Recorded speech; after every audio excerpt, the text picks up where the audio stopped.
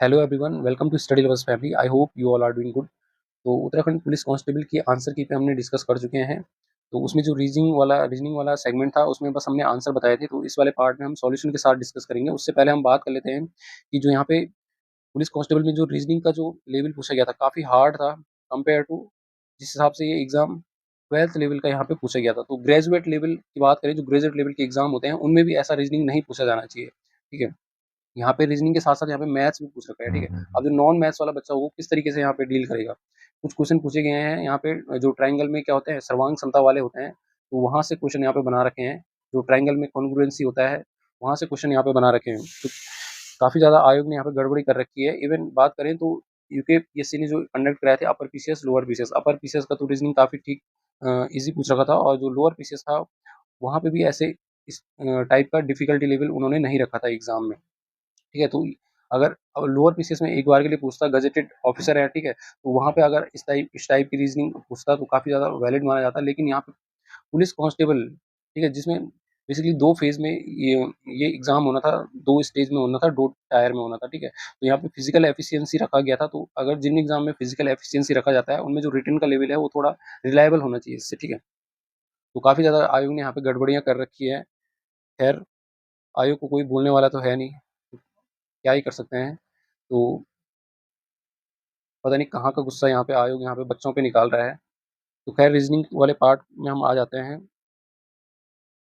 तो पहला क्वेश्चन दे रखा था यहाँ पे कि यदि प्रश्न आकृति में एम एन एक दर्पण रखा गया है। ठीक है, ये प्रश्न आकृति यहाँ पे दे रखी है और यहाँ पे एक दर्पण रख रखा है। ठीक है, तो हमने बताना है कि इसका कौन सा वाला सही बनेगा। ठीक है, तो इस तरीके से इसके हाथ जो फर्स्ट वाला देखेंगे, यहाँ पे दो यहाँ पे आकृतियाँ दे रखी है। तो इसमें फर्स्ट वाले में इस तरीके से बन रहा है, तो दर्पण में किस तरीके से बनेंगे, इसके इस तरीके से बनेंगे। ठीक है, तो दर्पण में इस तरीके से कहाँ पे बन रहा है, तो यहाँ पे भी नहीं बन रहा है। ठीक है, यहाँ पे भी नहीं बन रहा है, और तो एक यहाँ पे बन रहा है और एक यहाँ पे बन रहा है। लेकिन अगर आप ध्यान से देखोगे इसके पैर जो है इस तरीके से है, तो मिरर इमेज में तो इस तरीके से ही आएंगे ना इसके पैर। तो यहाँ पे ये वाला तो एलिमिनेट हो जाता है। ठीक है, ये इस तरीके से इसके पैर नहीं है। ठीक है, तो यहाँ पे इस तरीके से इसके पैर आ जाएंगे। ठीक है, ये मिरर इमेज में भी सेम आएंगे दोनों। तो एक से आप चेक कर सकते हैं, और दूसरे से देखेंगे इसका ये वाला हाथ इस तरीके से है, तो इस ये वाला हाथ यहाँ आ जाएगा। ठीक है, राइट का लेफ्ट हो जाएगा, लेफ्ट का राइट हो जाएगा, और ये वाला हाथ इस तरीके से जाएगा, तो ये वाला यहाँ पे बनने वाला है। तो ऑप्शन नंबर डी यहाँ पे करेक्ट होना था। तो नेक्स्ट क्वेश्चन देखते हैं अब। यदि ए बी से लंबा है, तो आई थिंक ये तो आप कर सकते थे। ठीक है, ये मिरर इमेज का भी क्वेश्चन काफ़ी वो पूछ रखा था। मतलब एक बार में अगर आप एग्जामिनेशन हॉल में है तो काफ़ी ज़्यादा दिक्कत भी यहाँ पे कर सकता है ये।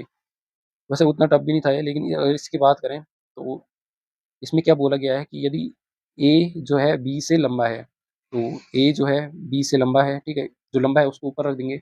बी सी से लंबा है, जो बी है वो सी से भी लंबा है, तो सी को नीचे रख देंगे।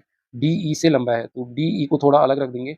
जो डी है वो क्या है, ई से भी लंबा है। ठीक है, और ई ए से लंबा है, जो ई है वो ए से भी लंबा है। जो ई है वो ए से लंबा है, तो ए के ऊपर इसको रख देंगे। ठीक है, अब यहाँ पे जो ई से लंबा कौन है, डी है यहाँ पे, तो डी को भी यहाँ पे फिट कर देंगे, तो सबसे लंबा डी आ जाएगा और सबसे छोटा कौन सा आ जाएगा, यहाँ पे सी आ जाएगा। तो ऑप्शन नंबर सी इसका करेक्ट होना था। अब नेक्स्ट क्वेश्चन देखते हैं यहाँ पे। किसी कूट भाषा में क्यू को पाँच के रूप में कोडित करा जाता है। ठीक है, तो क्यू को पाँच किस तरीके से इन्होंने लिख दिया है, तो यहाँ पे अपोजिट वाला आपने पढ़ा होगा। ठीक है, अपोजिट क्या होते हैं, जैसे ए बी सी डी इस तरीके से लिखते हैं ना, A B C D E F G H M M तक लिखते हैं। फिर एन, फिर एम का अपोजिट क्या हो जाता है, एन, फिर इस तरीके जेड एक्स वाई डब्ल्यू। ठीक है, तो इस तरीके से आप लिखते हो इनको, या फिर अगर आपको इनका सीक्वेंस पता है तो 27 में से उसको माइनस कर सकते हैं, तो उसका अपोजिट आ जाएगा। तो क्यू का जो अपोजिट होता है वो क्या होता है यहाँ पे, तो क्यू का अपोजिट क्या होता है, तो क्यू, पहले क्यू का नंबर देखेंगे, क्यू कितने पे आता है, तो 17 पे आता है। ठीक है, अब 27 में से 17 अगर माइनस करेंगे तो कितना आने वाला है हमारा, तो यहाँ पे 10 आने वाला है। तो ठीक है, तो 10 पे कौन सा रहता है, 10 पे कौन सा रहता है हमारा, जे रहता है। ठीक है, जे, तो जे 10 पे रहता है, तो इसका अपोजिट क्या हो गया, 10 हो गया। तो 10 से हम 5 में किस प्रकार से जाएंगे, तो इसका हाफ कर देंगे यहाँ पे। ठीक है, सबसे पहले क्या करना था, जो क्यू का सीक्वेंस रहता है 17 रहता है। ठीक है, क्यू का अपोजिट क्या आएगा यहाँ पे। ठीक है, इस तरीके से क्यू होगा ना, उसका अपोजिट क्या होगा यहाँ पे, तो यहाँ पे अपोजिट मतलब 27 में से माइनस करेंगे। ठीक है, तो क्यू का अपोजिट क्या आना था, जे आना था, और जे कितने पे हो जाएगा, 5 पे हो जाएगा यहाँ पे। तो यहाँ पे अपोजिट कर रखा है और अपोजिट का हाफ कर रखा है। ठीक है, तो इस तरीके से सॉल्ट का देख लेते हैं। ठीक है, सॉल्ट का क्या हो जाएगा, सॉल्ट का अपोजिट क्या आ जाएगा, तो एस का अपोजिट क्या होता है यहाँ पे, तो एस का होता है हाई स्कूल करके, इसको याद रखना था। तो हमने डिटेल में जो एप्लीकेशन है स्टडी लवर्स फैमिली का, उसमें हमने डिटेल में इन चीज़ों को डिस्कस कर रखा है। तो हाई स्कूल करके ए का अपोजिट क्या होता है, जेड होता है, और एल का अपोजिट क्या होता है, लव करके हमने पढ़ा था कि जो लव के चक्कर में पड़ता है उसके चक्कर में 12 बज जाते हैं। एल का अपोजिट ओ होता है, ठीक है, एल का अपोजिट ओ हो गया। और टी का अपोजिट क्या होता है यहाँ पे, तो जी टी रोड करके पढ़ा था ना, तो जी होता है, ठीक है। अब इनका अपोजिट को बता दें, अब इनका नंबर क्या होता है, तो एच होता है 16 पे, ठीक है। और जेड होता है, कितने पे होता है जेड, तो जेड कितने पे हो जाएगा हमारा, 26 पे हो जाएगा ना, लास्ट है। और ओ कितने पे हो जाता है, 15 पे हो जाता है। एज और टी के अकॉर्डिंग आपने इसको पढ़ना था, तो ये 15 पे आ गया यहाँ पे।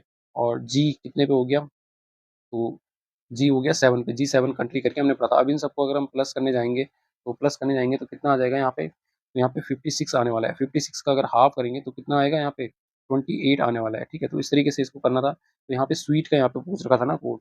अब स्वीट का जो अपोजिट हो जाएगा क्या हो जाएगा, एस का अपोजिट क्या होता है यहाँ पे, एच होता है, ठीक है, हाई स्कूल करके। डब्ल्यू का अपोजिट क्या होता है, डी होता है। ई का अपोजिट क्या होता है, इवनिंग वंदना करके पढ़ा था। वी होता है। फिर टी का अपोजिट क्या होता है यहाँ पे, तो टी का अपोजिट क्या होता है हमारा, जीटी रोड होता है ना, जीटी रोड करके पढ़ा था। तो अब इनका सीक्वेंस क्या होता है, तो एच होता है 8 पे, डी होता है 4 पे, फिर जो भी होता है वो कितने पे होता है, तो 22 पे होता है भी, फिर 22 पे, और जी होता है 7 पे। इन सबको आप प्लस करोगे तो कितना आने वाला है टोटल, तो 63 आने वाला है। और इसका हाफ करेंगे तो 31.5 आ जाएगा। तो option number A will be the correct answer. Next question देखते हैं हम। दो कथनों के बारे में बताना था। पी एक अभाज्य संख्या है, पी स्टेटमेंट दे रखा है, 7 एक अभाज्य संख्या है, क्यू स्टेटमेंट दे रखा है 7 एक सम संख्या नहीं है, ठीक है। तो यहाँ पे ध्यान से देख लेना है कि अब इन दोनों, ये दोनों करेक्ट है ना, स्टेटमेंट तो करेक्ट है दोनों। पी एक अभाज्य संख्या भी है, ठीक है, 7 एक सम संख्या नहीं है, पता है हमें क्या है आंसर, क्या आएगा इसका, विषम संख्या आएगा।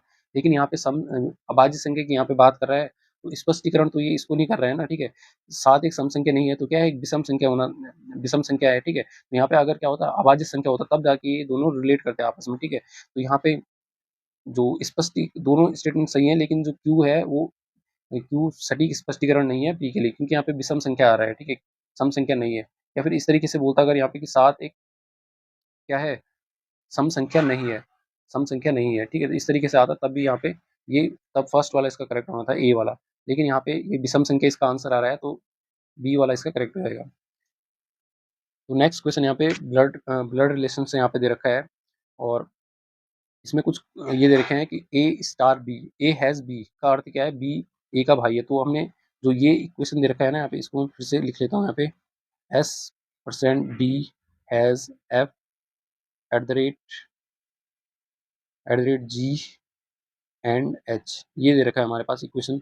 तो इसको हमने सॉल्व करना रहेगा। तो यहाँ पे परसेंट ए परसेंट बी का मतलब क्या है, तो एस परसेंट डी है यहाँ पे, ठीक है, एस परसेंट डी।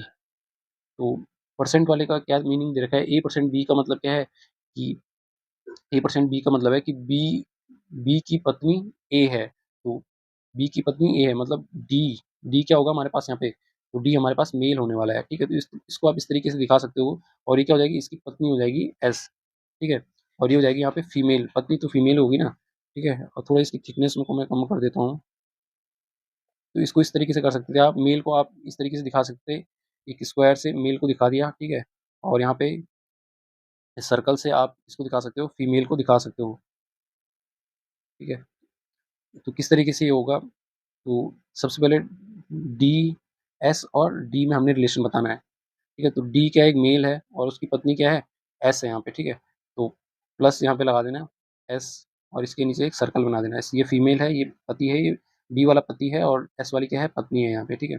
अब अब इसमें आगे क्या बोल रहा है कि D has F, D has F, D has का अर्थ क्या है, हैज़ का मतलब है कि, हैज़ का मतलब क्या है कि बी का भाई ए है, ठीक है। तो बी का भाई ए है, तो एफ, एफ का भाई क्या हो जाएगा, तो डी, एफ का भाई क्या हो जाएगा, एफ का भाई तो एक ही जनरेशन के हैं, तो इनको साथ में रख लेना। एफ का भाई क्या हो जाएगा, डी हो जाएगा यहाँ पे, ठीक है। तो एफ का भाई डी है, तो ये भाई है, ये तो मेल हमें पता है ना, लेकिन एफ का ये लड़की भी हो सकती है, लड़की का भी भाई हो सकता है, लड़की का भी, इसका भी हमें क्या नहीं पता, जेंडर पता नहीं है, ठीक है। अब नेक्स्ट दे रखा है यहाँ पे F at the rate G. F at the rate G का क्या मतलब हुआ यहाँ पे, तो एट द रेट वाले का मतलब क्या है, ए एट द रेट बी का मतलब क्या है, बी जो है बी ए की पुत्री है, ठीक है। तो जो जी होगी, जो तो एक सेकेंड यहाँ पे है, तो ए एट द रेट बी का मतलब क्या है कि बी की पुत्री ए है, तो बी की पुत्री ए है, इसका मतलब क्या हुआ, तो इसका मतलब क्या हुआ यहाँ पे कि जो जी है सेकंड वाला है ना, यहाँ पे बी की पुत्री ए है, तो मतलब जी की पुत्री क्या हो जाएगी, यहाँ पे एफ हो जाएगी, तो एफ क्या आ जाएगी, यहाँ पे पुत्री आ जाएगी हमारे पास, तो इसको सर्कल कर देंगे, फीमेल है, ठीक है। और जी की ये क्या है, पुत्री है, ठीक है, जी की ये पुत्री है।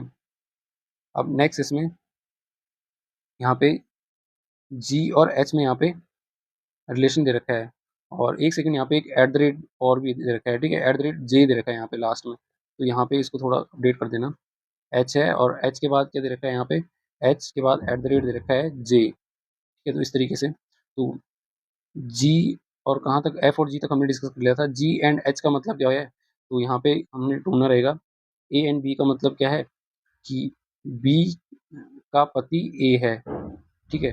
तो जो बी का पति ए है मतलब क्या है इसका, एच एच का जो पति है वो क्या हो जाएगा, जी हो जाएगा, ठीक है। तो जी यहाँ पे मेल आ जाएगा और एच क्या आ जाएगी, पत्नी आ जाएगी ना, ठीक है। तो इस तरीके से यहाँ पे ये हो जाएगा। नेक्स्ट यहाँ पे अब एट द रेट वाला है H eight the rate J. Eight the rate का मतलब क्या है, ए एट द रेट बी का मतलब है जे की पुत्री क्या हो जाएगी, तो यहाँ पे जे की पुत्री क्या हो जाएगी, एच हो जाएगी, ठीक है। जे की पुत्री एच हो जाएगी। अब जे की पुत्री यहाँ पे अभी मेल भी हो सकता है, फीमेल भी हो सकता है, तो इस जे को ऐसे ही रहने देना आप, ठीक है, इसका हमें जेंडर नहीं पता है। तो अब इस तरीके से हमारा एक डायग्राम बन गया है कि अलग अलग जनरेशन है यहाँ पे, ये अलग जनरेशन है, ये अलग जनरेशन है और ये अलग जनरेशन है। तो अब क्वेश्चन क्या पूछा गया है कि जी की पुत्री एफ है, तो जो जी की पुत्री है एफ है, ये भी करेक्ट हो जाएगा, ठीक है।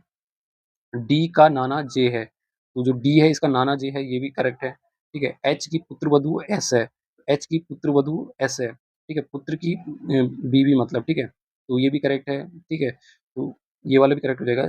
जी का दामाद डी है, तो जो जी का दामाद डी हो जाएगा, तो ये क्या हो जाएगा, इसका पुत्र आ जाएगा ना, तो ये वाला स्टेटमेंट यहाँ पे गलत हो जाएगा, ठीक है। तो इस तरीके से इसको करना था। नेक्स्ट क्वेश्चन देखते हैं अब। 12 किलोमीटर दूरी पर दो व्यक्ति ए और बी, उनको जोड़ने वाली रेखा एक दूसरे की ओर चलते हैं, ठीक है। तो ए और बी 12 किलोमीटर की दूरी पे यहाँ पे खड़े हैं, ठीक है। ए और बी 12 किलोमीटर की दूरी पे यहाँ पे खड़े हैं, और उनके बीच का डिस्टेंस कितना है यहाँ पे, तो यहाँ पे टोटल जो इनका डिस्टेंस है कितना किलोमीटर है, तो 12 किलोमीटर यहाँ पे डिस्टेंस है, ठीक है। 12 किलोमीटर इनका टोटल डिस्टेंस है यहाँ से और यहाँ तक। तो अब क्या बोल रहा है क्वेश्चन, बी जो है, बी बाएं ओर मुड़कर 3 किलोमीटर चलता है, ठीक है, किलोमीटर पूरा करने से पहले 1 किलोमीटर चलता है, ठीक है। तो अच्छा, बाएं मुड़ने से पहले सीधा चलता है वो 1 किलोमीटर, तो यहाँ तक 1 किलोमीटर चल गया वो, 1 किलोमीटर यहाँ तक चल गया, फिर इसके बाद दाएं ऊपर हो जाएगा, बाएं नीचे हो जाएगा, तो नीचे चलता है 3 किलोमीटर, तो यहाँ पे 3 किलोमीटर वो चल गया, ठीक है। 3 किलोमीटर चलता है। ए जो है, ए भी बी की ओर मुख करके x किलोमीटर चलता है। अब यहाँ से पहले x किलोमीटर चलेगा वो, ठीक है, यहाँ से x किलोमीटर चलेगा, तो यहाँ से x किलोमीटर चलेगा और उसके बाद क्या करता है, बाएं मुड़ जाता है, तो दाएं नीचे हो जाएगा, बाएं ऊपर हो जाएगा, तो ऊपर चलता है कितने की चलता है, 3 किलोमीटर यहाँ पे वो चलता है, ठीक है। 3 किलोमीटर 3 किलोमीटर पूरा करता है। ए और बी अब 10 किलोमीटर दूर हैं, अब ए और बी यहाँ पे पहुंच चुके हैं ना, तो अब ए और बी कितने किलोमीटर दूर है यहाँ पे, तो ए और बी यहाँ पे पूरे 10 किलोमीटर दूर है। ये वाली जो लेंथ है इसको मिलाने वाली, ये 10 किलोमीटर है पूरी। तो अब इसमें पूछ रहा था कि तब एक्स की यहाँ पे दूरी पूछा, तो ये वाली जो डिस्टेंस है ये हमसे क्वेश्चन में पूछ रहा था। तो आपने अगर 10th लेवल में पढ़ा होगा, ठीक है, सर्वांग समता कॉन्ग्रुएंसी वाला क्या पढ़ा था आपने, ठीक है। तो इस तरीके से यहाँ पे देखेंगे तो ये 90 हो जाएगा और ये वाला भी 90 हो जाएगा। तो आप देखेंगे कि ये दोनों क्या है, ये समांतर रेखाएं हैं यहाँ पे, ये वाली और ये वाली, ये समांतर रेखाएं हैं।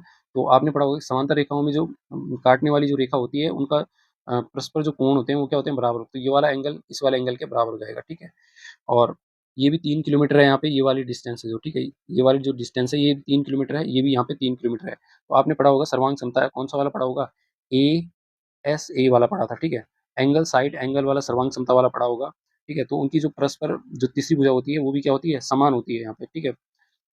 तो समान होती है, ये टोटल यहाँ पे डिस्टेंस 10 दे रखी है, तो ये वाली कितनी आ जाएगी, यहाँ पे 5 आ जाएगी और ये वाली भी 5 आ जाएगी। तो अब यहाँ पे सबसे पहले कौन सी डिस्टेंस निकालनी है हमने, तो अब ये वाली डिस्टेंस हमने निकालनी है। ये वाली डिस्टेंस कितनी हो जाएगी, तो ये वाली डिस्टेंस इसके बराबर आ जाएगी और ये 5 वाली डिस्टेंस ये दूसरे वाले के बराबर आ जाएगी।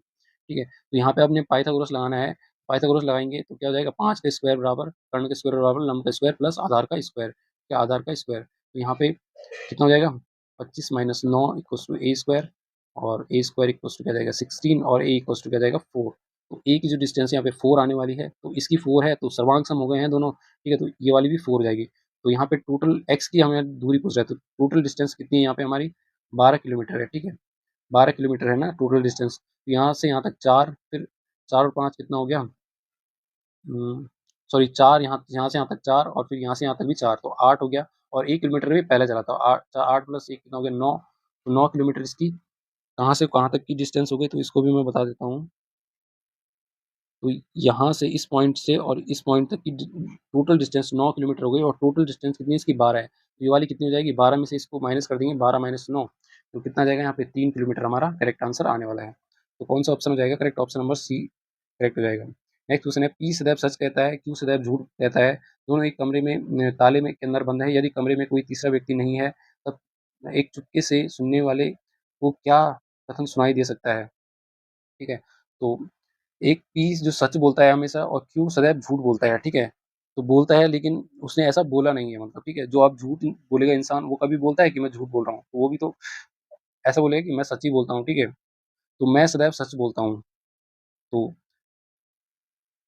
मैं सदैव सच बोलता हूँ, तो यही तो बोलेंगे हमेशा। ठीक है, मैं सदैव सच बोलता हूँ, इस तरीके से बोलेंगे। तो मैं सदैव मैं कभी सच नहीं बोलता हूँ, तो ये भी कोई नहीं बोलेगा। मैं केवल रविवार को सच बोलता हूँ, तो इसमें ए वाला करेक्ट होने वाला है। जो सच बोलेगा वो भी सच बोलेगा। ठीक है, जो सच बोलेगा वो तो सच ही बोलेगा। ठीक है, कि मैं सच बोल रहा हूँ। ठीक है, और जो क्यों होगा वो क्या बोलेगा, झूठ बोलेगा, लेकिन बोलेगा तो झूठ बोलेगा, लेकिन झूठ किस तरीके से बोलेगा, वो सच बोलेगा कि मैं सच बोल रहा हूँ करके। ठीक है, इसमें थोड़ा दिक्कत आ गई है। तो ऑप्शन नंबर ए इसमें करेक्ट होना था। नेक्स्ट क्वेश्चन है, पूर्णांक ए का एकमात्र मान ज्ञात करने के लिए निम्नलिखित 3 कथनों पर विचार करना है। ठीक है, तो पूर्णांक आप सभी को पता होगा क्या होते हैं, नेगेटिव भी होते हैं, पॉजिटिव भी होते हैं, जीरो भी होता है। जैसे -4 हो गया, -3, -2, -1, 0, 1, 2, 3, 4, ये सारे क्या होते हैं हमारे पास, इंटीजर होते हैं। ठीक है, तो अब हमने ए स्क्वायर, अब ऐसा स्टेटमेंट निकालना है जो इनको मतलब सेटिस्फाई कर रहा होगा, इनके बारे में बताना है। ठीक है, तो ए स्क्वायर ऐसी वैल्यू निकालनी है हमने कि अगर उसका स्क्वायर करेंगे तो 61 से क्या होना चाहिए, इक्वल होना चाहिए, फिर 61 से कम होना चाहिए। लेकिन साथ में हमने इन जो और ऑप्शन दे रखे हैं उनको भी कंसिडर करना है। तो ए की वैल्यू क्या होनी चाहिए, 5 से कम होनी चाहिए। ठीक है, तो ए की वैल्यू 5 से कम होगी तो कितना हो जाएगा, 4 4 होगा। ठीक है, 4 का स्क्वायर करेंगे तो कितना हो जाएगा, 16 हो जाएगा। ठीक है, 3 का स्क्वायर करेंगे तो कितना हो जाएगा, 3 का स्क्वायर तो 9 हो जाएगा। तो ये तो काफ़ी कम है ना, तो इन दोनों को भी कंसिडर करेंगे तो कोई कंक्लूजन नहीं निकल रहा है।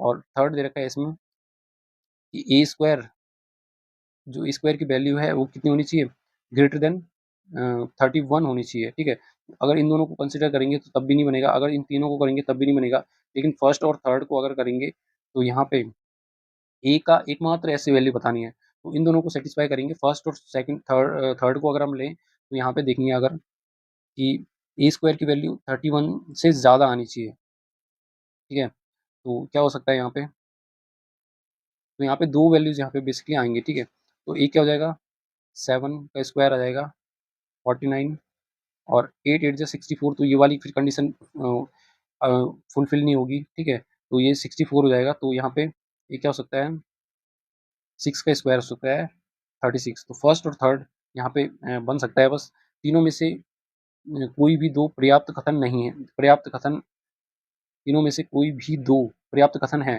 तो यहाँ पे ये सेटिस्फाई कर रहा है, लेकिन यहाँ पे दो वैल्यूज ऐसी आ रही है ना, तो एकमात्र वैल्यू होनी चाहिए, तो ये वाला भी नहीं करेगा। तीनों कथन पर्याप्त हैं तो ये भी नहीं करेगा। ठीक है, तीनों कथन एक साथ में पर्याप्त नहीं है, तो ये हमारे पास करेक्ट होने वाला है। तीनों कथन यहाँ पे एक साथ में पर्याप्त नहीं है, मतलब ठीक है, सेटिस्फाई नहीं कर रहे हैं। नेक्स्ट क्वेश्चन है, निम्नलिखित शब्दों को तार्किक एवं अर्थपूर्ण क्रम में व्यवस्थित करना था। तो अगर आपको पता होगा इसमें मैथमेटिकल कन्वर्जन से रिलेटेड है यहाँ पे। तो हेक्टेयर जो होता है सबसे बड़ा होता है। ठीक है, और जो इंच होता है वो सबसे छोटा होता है। तो इसमें से देखना है, फोर्थ वाला ये सबसे बड़ा बड़ा हो गया, फोर्थ वाला सबसे बड़ा हो गया और सबसे छोटा एक कौन सा होगा, तो इंच वाला होगा। तो थर्ड वाला जो है, थर्ड वाला यहाँ पे है और यहाँ पे भी है। तो अब ये दोनों तो एलिमिनेट हो जाते हैं, ठीक है। अब इसमें से देखना है इसके बाद क्या आएगा यहाँ पे। इसके बाद जो बड़ा होता है क्या होता है, गज होता है बड़ा, ठीक है। तो अब इसके बाद यहाँ पे हमने देखना है, सॉरी, इसके बाद क्या होगा यहाँ पे, वर्ग फीट होगा ना, इसके बाद वर्ग फीट होगा, ठीक है। तो 5 वाला यहाँ पे भी है, यहाँ पे भी है। तो इसके बाद वर्ग फीट होगा और इसके बाद एकड़, और एकड़ बड़ा होता है और गज क्या होता है, छोटा होता है, ठीक है। तो फर्स्ट वाला यहाँ पे पहले आएगा। तो 5 के बाद 2 आ रहा है, तो इसमें से इन दोनों बस बताना था हमने। तो फर्स्ट वाला पहले आएगा एकड़ वाला, फिर गज वाला आ जाएगा, ठीक है। तो मैथमेटिकल कन्वर्जन से रिलेटेड है और फर्स्ट वाला स्टेटमेंट में करेक्ट होने वाला है। तो जैसे आपको पता होगा 1 हेक्टेयर में कितने होते हैं, 2.47 एकड़ होते हैं, ठीक है। और यहाँ पे बात करें तो 1 किलोमीटर में स्क्वायर में कितने होते हैं, तो 100 हेक्टेयर यहाँ पे होते हैं। तो मैथ्स का यहाँ पे क्वेश्चन ला रखा है सीधे सीधे रीजनिंग में। नेक्स्ट क्वेश्चन है, दिए गया वेन आरेख जो क्रिकेट, फुटबॉल, एफ और हॉकी को दिखाता है, ठीक है। तो इसमें से हमने करेक्ट स्टेटमेंट बताना है, इसमें से कौन सा करेक्ट स्टेटमेंट हो जाएगा। तो हॉकी के खिलाड़ियों की संख्या फुटबॉल के खिलाड़ियों की संख्या से अधिक है। सबसे पहले हॉकी के खिलाड़ियों की संख्या देख लेते हैं। तो इस वाले जो सर्कल में है वो क्या है, हॉकी के खिलाड़ी हैं पूरे, ठीक है। तो 5 और 3 8 और 2 10 और 4 14। तो हॉकी वाले कितने हो गए, टोटल 14 हो गए, ठीक है। और फुटबॉल वाले कितने हो गए, तो इस वाले सर्कल में अब हमने सबको ऐड करना है। तो 3 और 2 5 और 1 6 और 6 12। तो ये कितने हो गए, 12 हो गए, ठीक है। तो ये भी सही है कि जो हॉकी के प्लेयर हैं वो ज़्यादा हैं फुटबॉल के कंपेयर में, तो ये स्टेटमेंट भी करेक्ट है। ऐसे खिलाड़ी जो क्रिकेट खेलते हैं परंतु फुटबॉल नहीं खेलते 8 हैं, ठीक है। तो ऐसे खिलाड़ी देखने हैं जो क्रिकेट खेलते हैं, तो क्रिकेट खेलते हैं, क्रिकेट वाला ये वाला सर्कल आ गया, इसको दूसरे कलर से मैं दिखा देता हूँ। क्रिकेट वाला ये वाला सर्कल आ गया, ठीक है। तो ऐसे खिलाड़ी बताने हैं जो क्रिकेट खेलते हैं परंतु फुटबॉल नहीं खेलते, तो फुटबॉल वाले में नहीं होने चाहिए वो, ठीक है।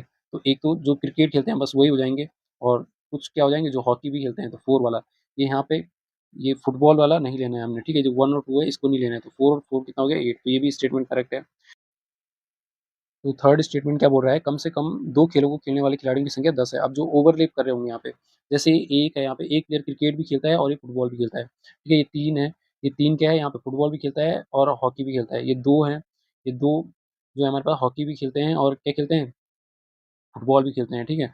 और यहाँ पे जो 4 हैं वो क्रिकेट भी खेलते हैं, हॉकी भी खेलते हैं। तो इन सबको हमने ऐड करना है। तो 3 और 2 कितना हो गया, 5, 5 और 4 9 और 1 10।